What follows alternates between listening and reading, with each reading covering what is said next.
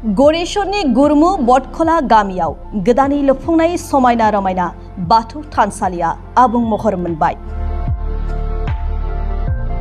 तामुलपुर जिल्लानि सिङाव थानाय गरेश्वर हालामनि गुरमु बटखला गामियाव 1,83 लाख रां बाहायनानै गोदानै लुफुंनाय बाथौ थानसालिया 100% जाफुंसारबाय। मख'नो गोनांदि गोदानै लुफुंनाय बे बाथौ थानसालिया गरेश्वर हालामनिनो बयनिख्रुइबो समायना रमायनासिन बाथौ थानसालि जानो थांगासिनो दं गुरमु बटखला गामियाव।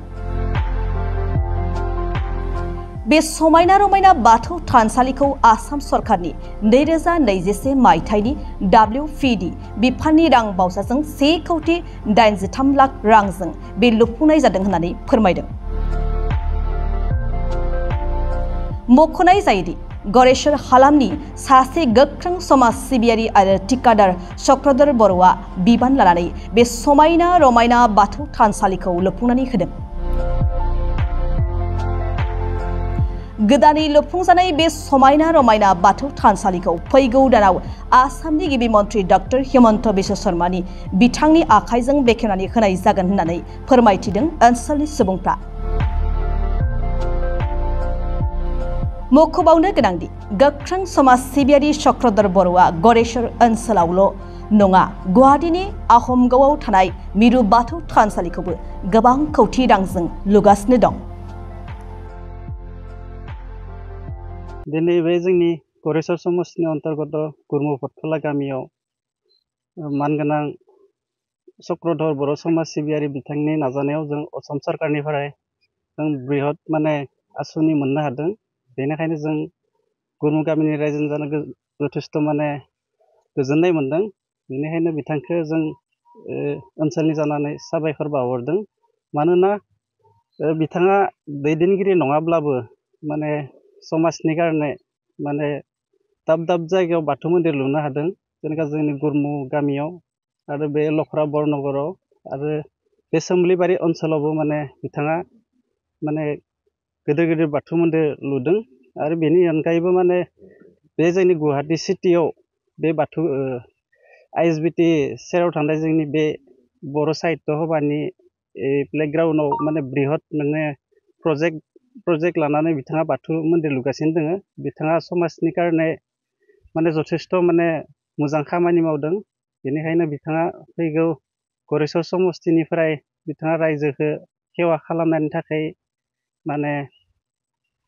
इलेक्सन गेलेनो नागिरदों। बेनिखायनो गासै रायजो राजाफोरा बिथांखौ बेक्ति हिसाबै गासैबो अनो। बेखौनो आं गुरै खावलायहरो। मा बुङो नैबे सम जों जथेस्थ गोग्गानाय मोनदों। मानो होनबा जों प्रथम अबस्थायाव जोंनि बे रायजोआव मोनसे मिटिं जादोंमोन गासैखौ समाजखौ लानानै गामिनि परिस्थितिखौ लानानै।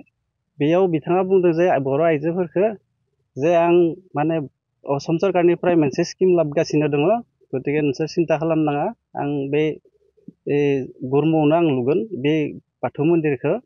गतिके बिथाङा बुंदोंमोन जे रायजोफोरा प्रथम अबस्थायाव बिसासखौनो खालामाखैमोन जे इमान गिदिर जे प्रजेक्ट लाबोगोन। जेथिया समयजों लोगोसे लोब्बा लाखिनानै बिथाङा खामानिखौ दिनैसिम मावफुंहोबाय। बेनिखायनो रायजो राजाफोरा गोजोननाय मोनदों।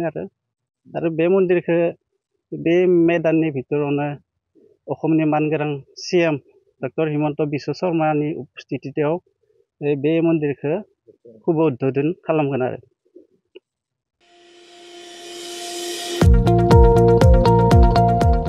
नोंथाङा सासे नार्स ANM GNM जानो गोसो दं नामा? नोंथाङा पेरामेडिकेल कर्सनि सोलोंथाइ लानो गोसो दं नामा? नोंथाङा जुदि nurse ANM GNM laboratory technician जानो गोसो दंब्ला थाबैनो doctor BR Ambedkar allied health इन्स्टिट्यूटआव मुं थिसनदो। बाक्सा जिल्लानि मसलपुर सदर टाउननि मसलपुर SP मावख'नि साखाथि 1 नं काथालिगाव बेदलाबारियाव थानाय doctor BR Ambedkar allied health इन्स्टिट्यूटआव 2025-26 सोलोंथाइ बोसोरनि थाखाय सोलोंसाफोरनि मुं थिसननाया सोलिगासिनो दं। आर्ट्स, कमार्स आरो साइन्सनि बिजोंनिफ्राय HS थाखोखौ उथ्रिसारनाय साफ्रोमबो फरायसायानो पेरामेडिकेल कर्स लानो थाखाय मुं थिसननो हागोन। बे सोलोंथाइ फसंथानाव नांगौ जानाय थाखो खथा गोजौ थाखोनि लेबरेटरि टेक्निशियान TLM आरो नार्सनि प्रेक्टिकल फोरोंनायनि खाबुफोरजों लोगोसे रोंगौथि गोनां फोरोंगिरि आरो देहा फाहामगिरिफ्रा फोरोंथाइ होनाय जायो। बेनि अनगायैबो हिनजावसाफोरनि थानायनि थाखाय हस्टेलनि खाबुबो दं। बे समाव गोसो गुदुं फरायसा एबा सोलोंसाफोरनि मुं थिसननायनि थाखाय फर्म बिलाइखौ होगासिनो दं।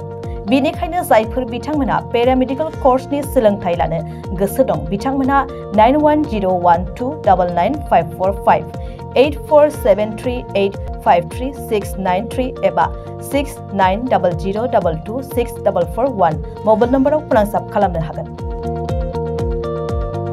नङाब्ला बाक्सा जिल्ला मसलपुरनि 1 नं काथालिगाव बेदलाबारियाव थानाय doctor BR Ambedkar allied health इन्स्टिट्यूटआव थोंजोङै फैनानै सुलाद लाफैनो हागोन।